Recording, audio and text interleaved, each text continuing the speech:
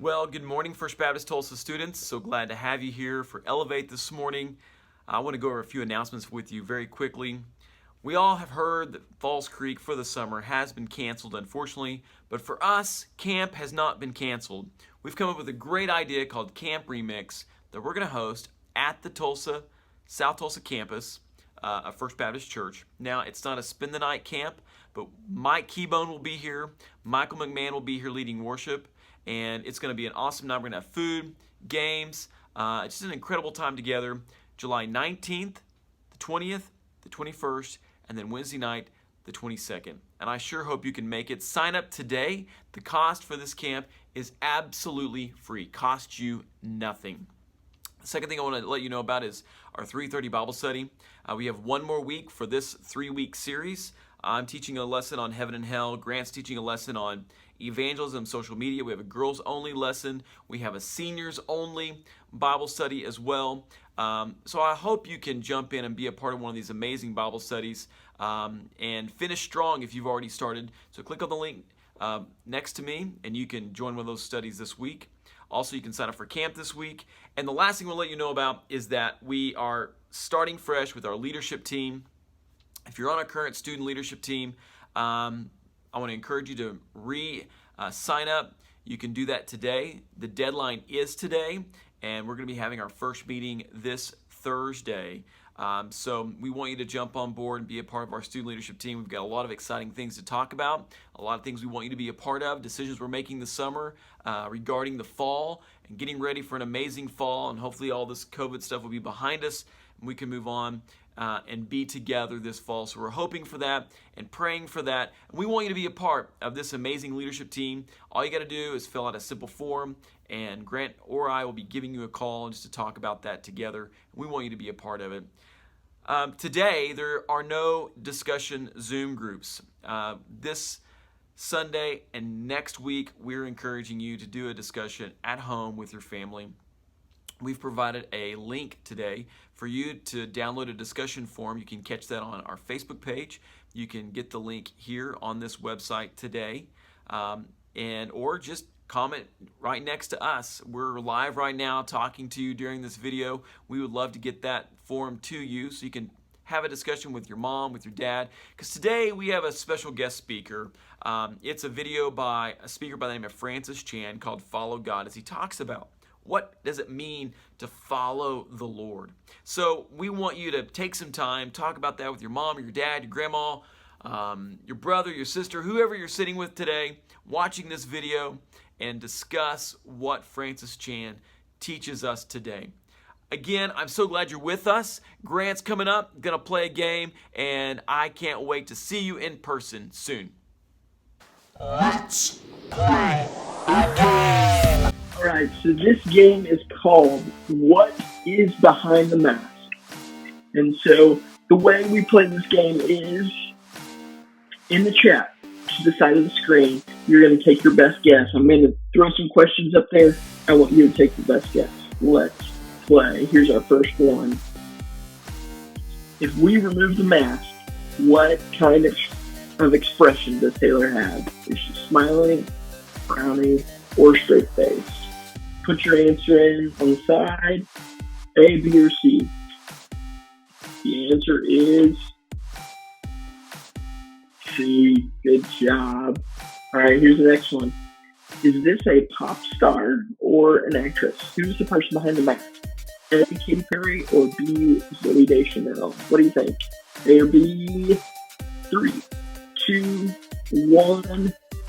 It's Zooey Deschanel. Good job. All right. For all you sports fans out there, you probably study Steph Curry and his mouth guard. What do you think? If we remove the mask, is it on the side of his mouth, on his teeth, or does he have no mouth guard in? A, B, or C? 3, 2, 1. Time the mouth. Like always. Like always. Okay. What about this one? The Rock. What is on his face? Is it clean? Does he have a beard or goatee? A, B, or C?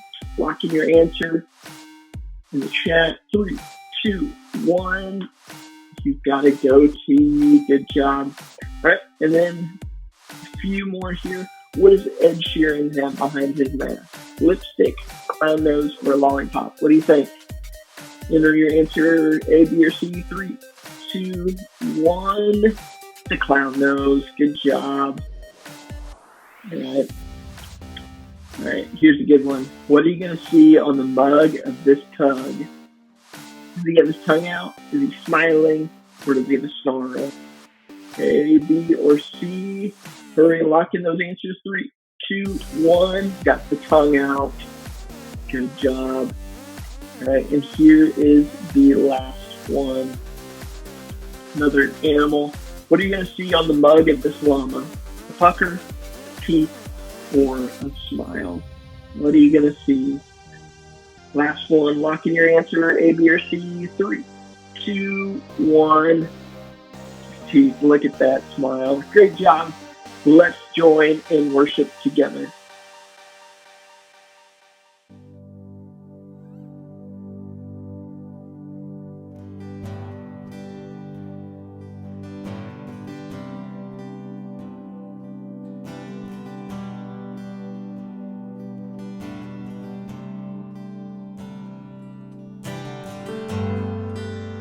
Worthy of every song we could ever sing,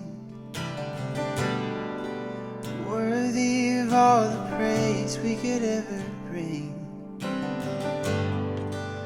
worthy of every breath we could ever breathe. We live for you, we live for you. Jesus, the name above every other name. Jesus, the only one who could ever save. Worthy of every breath we could ever breathe. We live for you. Oh, we live for you. Holy, there is no one like you. There is none beside you. Open up my eyes and wonder. Show me who you are and fill me with your heart and lead me in your love to those around me.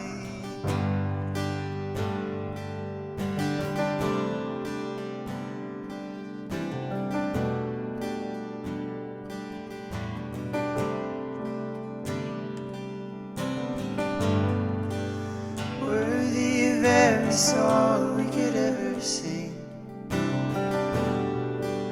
worthy of all the praise we could ever bring,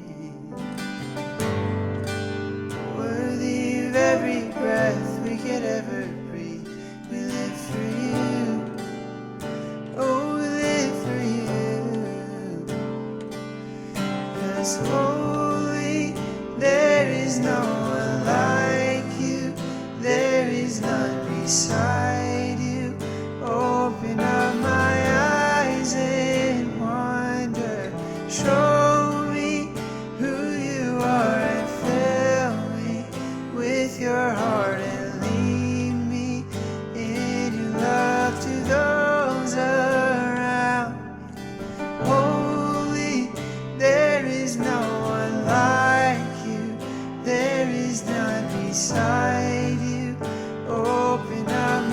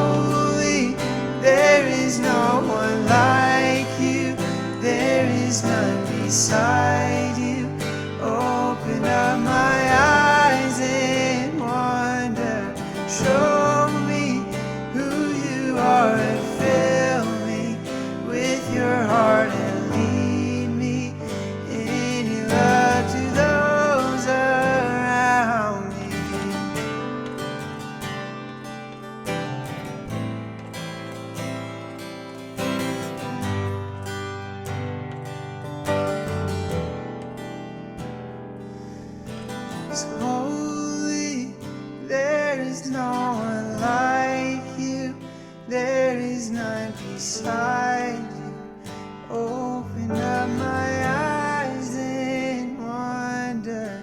Show me who you are and fill me with your heart and lead me in your love to those around me.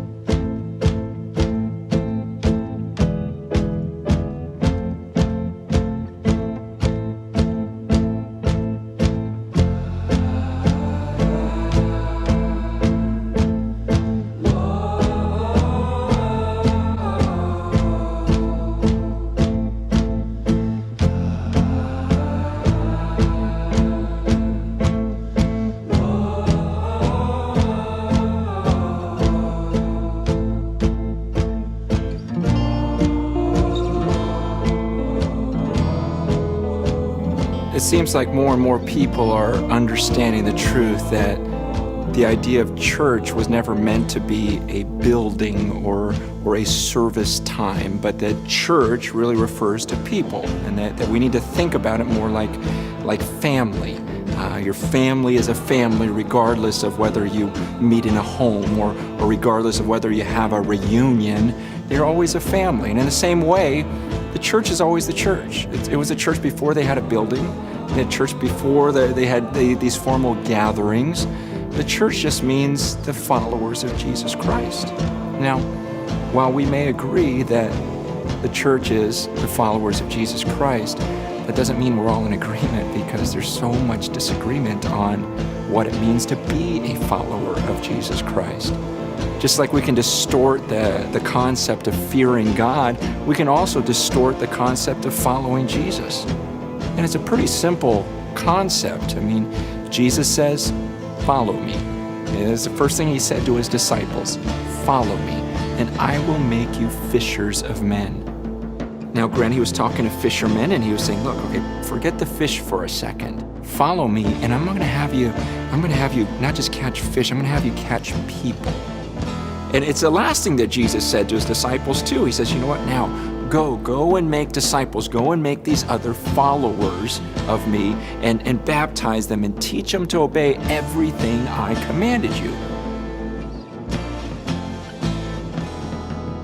So the first thing Jesus says to his disciples is, follow me, and I'll make you fishers of men. Last thing he says is, go and make these disciples, these people who follow me. And in between those two statements, he spent a lifetime of showing them what it means to follow God, showing them what it means to make disciples or to fish for men. It's this idea of we get more and more people to come under the authority of God, to actually submit to him and live the way that God wants us to. And so he tells his disciples, he goes, follow me, and I'm going to teach you how to do this. He spends his whole life doing it. Then he goes, now go and do the same thing. Where it gets weird is that nowadays there are millions of people on this earth who call themselves followers of Jesus, but their lives look nothing like his. And they're not obeying the things that he called them to do. And yet in their hearts they're convinced they're followers.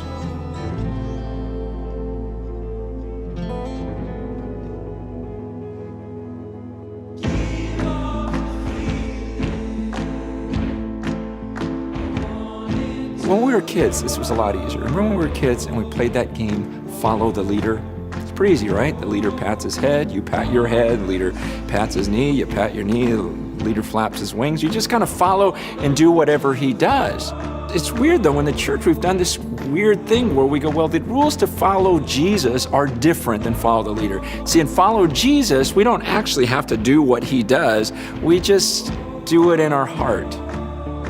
It doesn't really make any sense. I mean, imagine a kid on a lounge chair playing follow the leader and going, yeah, I'm flapping my wings in my heart.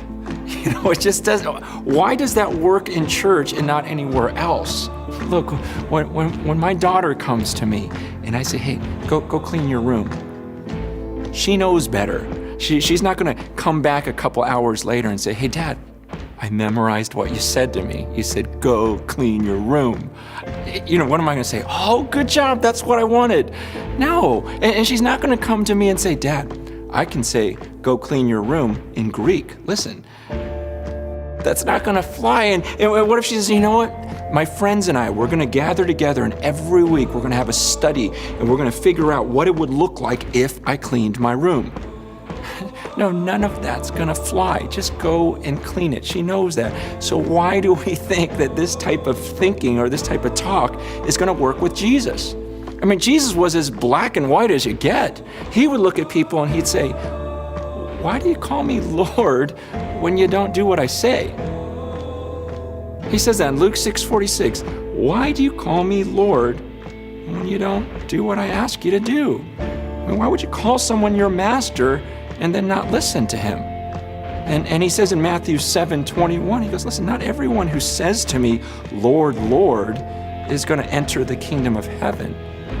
It's only the one who actually does the will of my Father who is in heaven. See, these words that we give without action behind it, that was never acceptable to Jesus. He says it's pretty simple. When I say follow me, you follow me. You do what I do.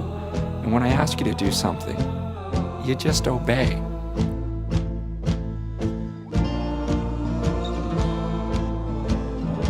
One of the things I love about how Jesus teaches is that he's always completely honest.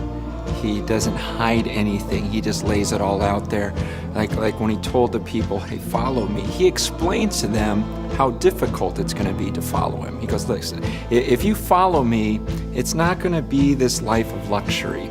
In fact, I don't even know where I'm going to sleep tonight. And not only that, but people are going to hate you for following me. And not only that, but there's going to be all these temptations in the world, and you're going to have to fight all these things, and even your own family might be against you. If you follow me, you may end up getting crucified like I'm about to get crucified. See, sometimes we're not that honest with people. We try to talk people into following Jesus by just saying, hey, if you follow Jesus, you can be forgiven, you'll get to go to heaven, you can have intimacy with God, and all those things are true, but we neglect this other part that Jesus was very upfront with, saying, look, it's very, very difficult to follow me. There's a wide road, and most people are going to take this wide and easy road, but there's this narrow road that leads to life. And very few people will find it, and it's a hard path, he explains.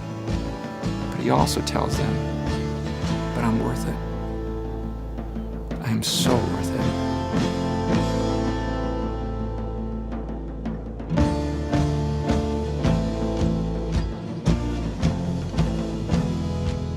The question of following Jesus maybe isn't so much about how do we follow Jesus, because I think that's obvious. How do you follow Jesus? Just do what he says. He says, feed the poor. Okay, go feed the poor. Love your enemies. Okay, I'll go love my enemies. Do good to those who hate you. Okay, if someone hates me, I'm going to do something good for. He explains, and so it's really not confusing how to follow Jesus. Maybe the question that most people struggle with is why? Why should I follow this Jesus then? If this road is so narrow and so difficult, then why should I follow him? And part of me goes, do we really need an answer to why? I mean, after all, isn't it just a little bit of a privilege and an honor that we get to follow the Creator?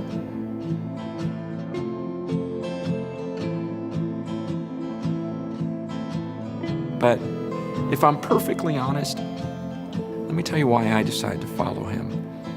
The reason why I decided to follow Jesus is because Jesus promised, he says, I am going to come back to that earth, and I'm going to come back someday, and I'm going to judge the earth. And when I read about his judgment, like when I read the book of Revelation, it's terrifying.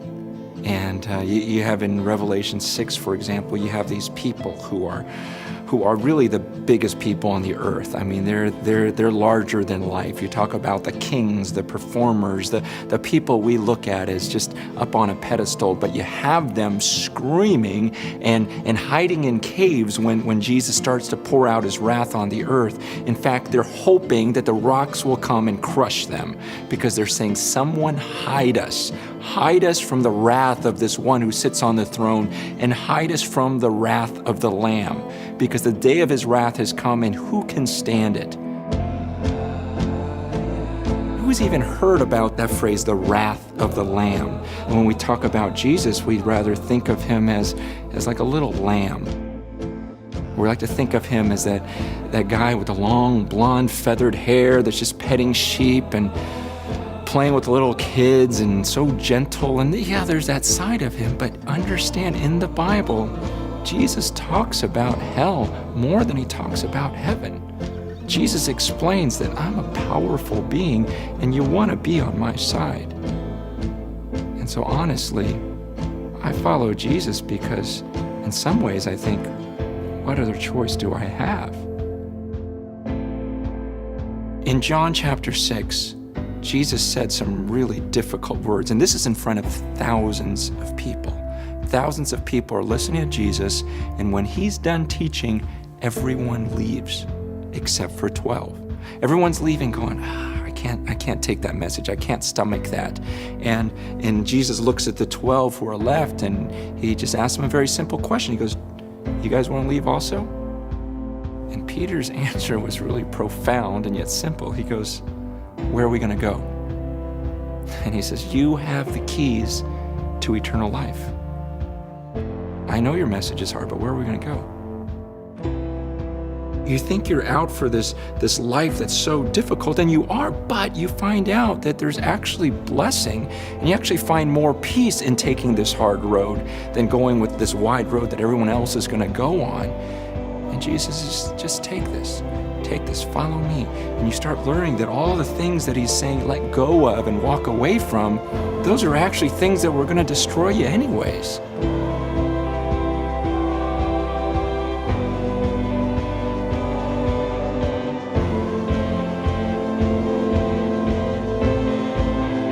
Jesus says, if you're going to try to save your life, you're going to end up losing it. But if you lose your life for my sake, then you're going to find it. In other words, if you're going to try to hold on to all these things and try to save every bit of life and everything that brings you pleasure, he goes, you're going to end up losing your life that way. But if you would surrender to me, if you would just trust me, trust that I have something better, and let go of everything else, he goes, then you're really going to find life. I mean, think about it. You really think that Jesus needs anything from us? He's the creator. Jesus wants to give. He wants to bless. In fact, when Peter says, Jesus, we gave everything up for you, Jesus quickly stops Peter and says, hold on. He goes, everything you gave up, you're going to end up being rewarded for it. I'm going to give you 100 times what you gave up. He goes, don't you understand this life of giving and serving other people? He goes, you're actually going to find blessing in it because it's more blessed to give than to receive. And so when you let go and you start surrendering those things and you start following Jesus, you realize that, wow, surrendering to him is actually a great thing. And as we surrender, it's the God of the universe who then humbles himself and says, yes, I'm your leader, but I'm going to serve you.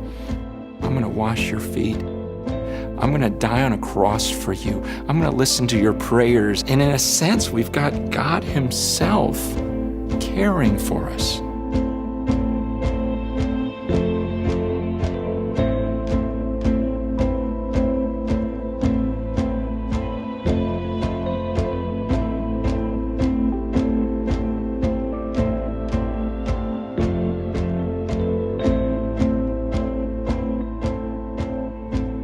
There's a reason why Jesus says, follow me. It's not because he needs me. It's not because he needs anything that I have to offer. But he's telling me, follow me, because this is the way that I'm going to lead you to a life that goes way beyond anything you could have ever come up with by yourself.